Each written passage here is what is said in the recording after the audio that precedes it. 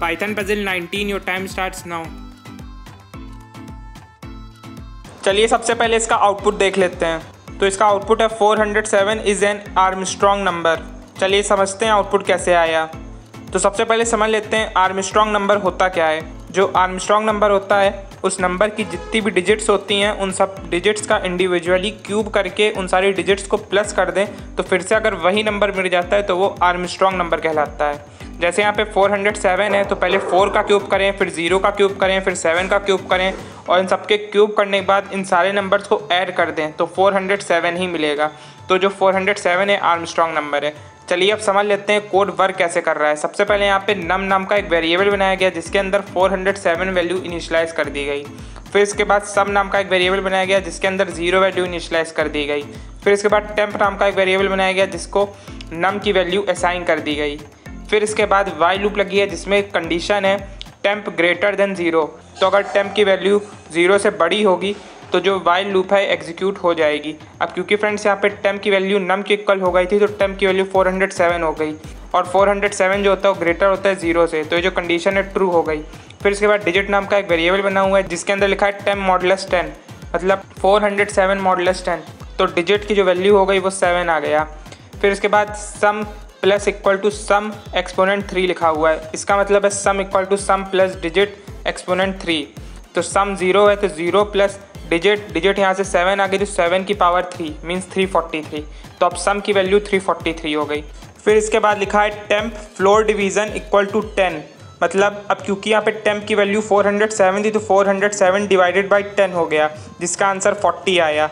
तो अब टेम्प की वैल्यू 40 हो चुकी है। तो 40 फिर से चेक हुआ क्या जो 40 हो ग्रेटर देन 0 है, तो ये भी कंडीशन ट्रू हो गई। तो अब डिजिट की वैल्यू पहले 7 हो चुकी थी तो अब 40 है टेम्प की वैल्यू तो 40 मॉडुलस 10 हुआ जिसका आंसर 0 आ गया, मतलब डिजिट की वैल्यू अब 0 हो चुकी है। फिर इसके बाद sum equal to sum plus digit exponent 3 लिखा हुआ है।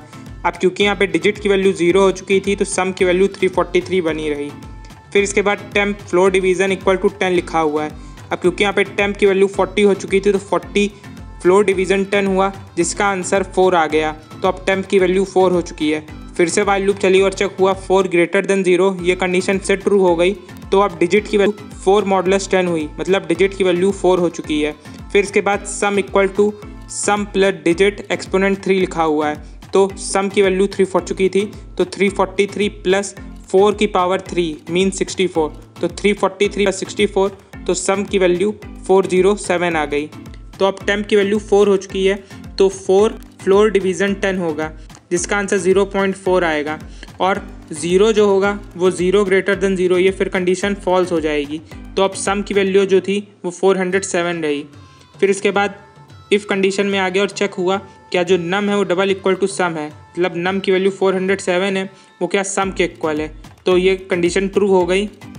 तो 407 is an Armstrong number print होके आ गया। तो इस तरह से जो लूप है वर्क कर रहा है।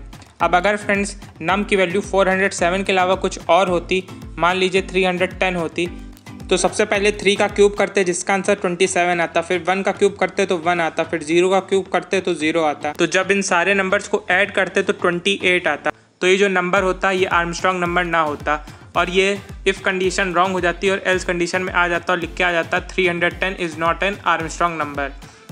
अब फ्रेंड्स आपको क्या करना है, आपको चैनल में जाना और प्लेलिस्ट पे क्लिक कर देना है। यहाँ पे आपको पाइथन सीरीज़ की पूरी प्लेलिस्ट मिल जाएगी। साथ ही फ्रेंड्स अगर आप पाइथन लैंग्वेज को बेसिक से सीखना चाहते हैं तो आप अभी हमारे ब्लॉग पे विजिट कर सकते हैं जिसका लिंक आपको डिस्क्रिप्शन बॉक्स और कमेंट सेक्शन में मिल जाएगा।